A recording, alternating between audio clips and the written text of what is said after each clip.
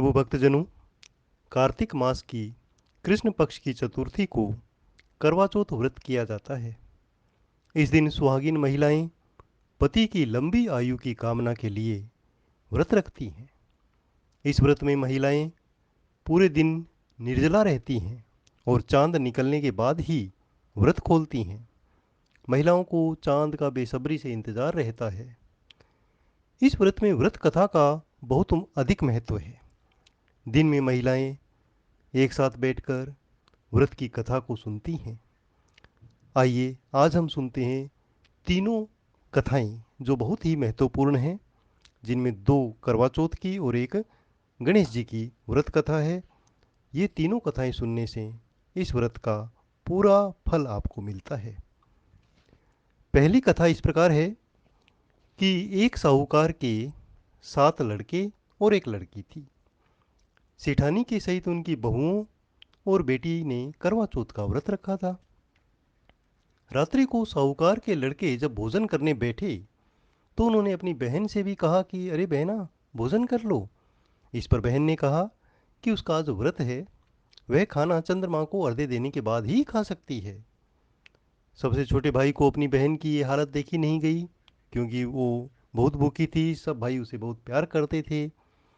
तब उन्होंने एक प्लान बनाया, एक योजना बनाई कि एक भाई दूर पेड़ के ऊपर चढ़कर दीपक जलाकर चलनी की ओट में रख देता है, और जिससे ऐसा प्रतीत होता है कि वह चतुर्थी का चांद हो। तो अन्य भाई वहां आए बहना के पास कि देखो बहन, चांद निकल आया और आप चांद को देखकर खाना खा लो। वह बहन चंद्रमा को अर्घ्य देती है और खाना खाने बैठ जाती है। वह भाभीयों से कहती है कि भाभी, चांद निकल आया है, आप भी खाना खा लें। तो उन्होंने कहा कि नहीं, ये तुम्हारा चांद निकला है, हमारा चांद जब निकलेगा तो हम खाना खा लेंगी। अब वह खाना खाने बैठती है। जैसे ही पहला टुकड़ा मुंह में डालती है उसे छींक आ जाती है। दूसरा टुकड़ा मुंह में डालती है उसमें बाल निकल आता है। और जैसे ही तीसरा टुकड़ा मुंह में डालती है तभी उसके पति की मृत्यु का समाचार उसे मिलता है। वह बेहद दुखी हो जाती है, रोने लगती है। तब उसकी भाभी उसे सच्चाई बताती है कि वह उसके साथ ऐसा क्यों हुआ। व्रत गलत तरीके से टूटने के कारण देवता, करवा चौथ माता उससे नाराज हो गए हैं। तब वह ये निश्चय करती है कि अपने पति का अंतिम संस्कार नहीं करेगी और अपने सतीत्व से उन्हें पुनर्जीवन दिलाकर रहेगी।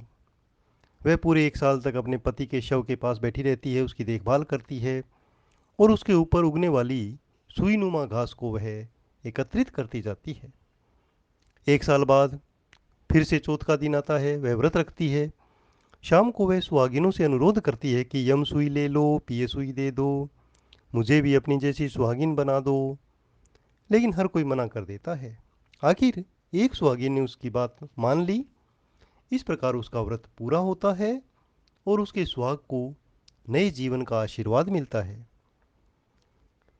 जिस प्रकार चौथ माता ने उसे सुहाग दिया फिर से, वैसे ही सभी सुहागनों को अमर सुहागन का वरदान दे और उनके पतियों की लंबी आयु करे।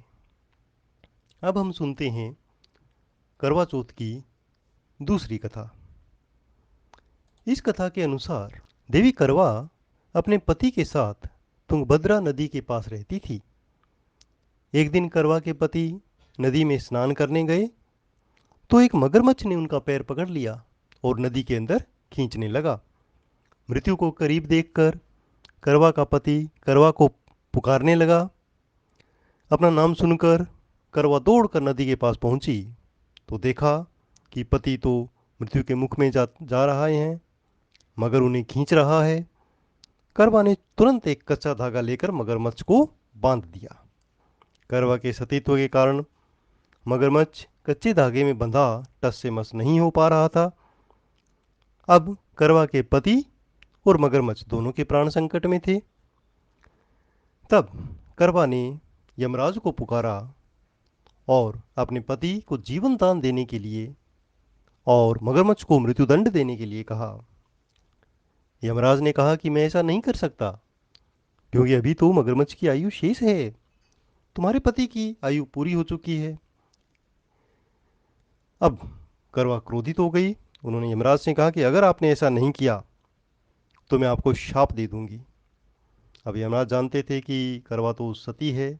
उसके शाप से भयभीत होकर यमराज ने तुरंत ही मगरमच्छ को यमलोक भेज दिया और करवा के पति को जीवन दान दिया। इसीलिए करवा चौथ के व्रत में सुहागन स्त्रियां करवा माता से प्रार्थना करती हैं कि हे करवा माता, जैसे आपने अपने पति को मृत्यु के मुंह से वापस निकाल लिया, वैसे ही मेरे सुहाग की भी रक्षा करना। जय हो करवा माँ।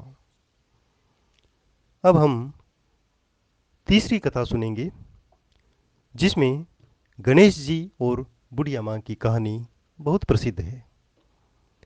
इस कथा के अनुसार एक बुढ़िया थी। वह बहुत ही गरीब थी और दृष्टिहीन थी। उसके एक बेटा और बहू थे। वह बुढ़िया सदैव गणेश जी की पूजा किया करती थी। एक दिन गणेश जी प्रसन्न होकर प्रकट हुए उसके सामने और बोले कि हे बुढ़िया माँ, तू जो चाहे वो मांग ले। बुढ़िया बोली कि मुझे तो मांगना नहीं आता, मैं कैसे मांगू। तब गणेश जी बोले कि ठीक है, अपने बेटे बहू से पूछ कर वरदान मांग लो। तब बुढ़िया ने अपने बेटे से कहा कि गणेश जी कह रही हैं कि कोई वरदान मांग ले, तो मैं क्या मांगू। पुत्र ने कहा, माँ तू धन मांग ले। बहू ने कहा कि पोता मांग लो। अब बुढ़िया ने सोचा कि ये सब तो अपने अपने मतलब की बात कह रहे हैं। तब बुढ़िया ने पड़ोसियों से पूछा, तो उन्होंने कहा कि बुढ़िया, तू तो थोड़े दिन ही जिएगी, तू क्यों धन मांगती है। तू ऐसा कर, अपनी आंखों की रोशनी मांग ले, जिससे तेरी बची हुई जिंदगी आराम से कट जाए। तब बुढ़िया वापस आई, गणेश जी से कहा कि हे प्रभु, आप यदि मुझ पर प्रसन्न हैं तो मुझे 9 करोड़ माया दें, निरोगी काया दें, अमर सुहाग दें, आंखों में रोशनी दें, नाती दें, पोता दें, सब परिवार को सुख दें और अंत में मोक्ष दें। एक ही वाक्य में उसने सब कुछ मांग लिया। यह सुनकर गणेश जी ने कहा कि बुढ़िया माँ, तुमने तो हमें ठग लिया है। फिर भी जो तूने मांगा है वचन के अनुसार तुझे सब मिलेगा। यह कहकर गणेश जी अंतर ध्यान हो गए। उधर बुढ़िया माँ ने जो कुछ भी मांगा वह सब कुछ मिल गया। हे गणेश जी महाराज, जैसे आपने बुढ़िया माँ को सब कुछ दिया, वैसे ही सबको देना। जय गणेश जी, जय करवा माता।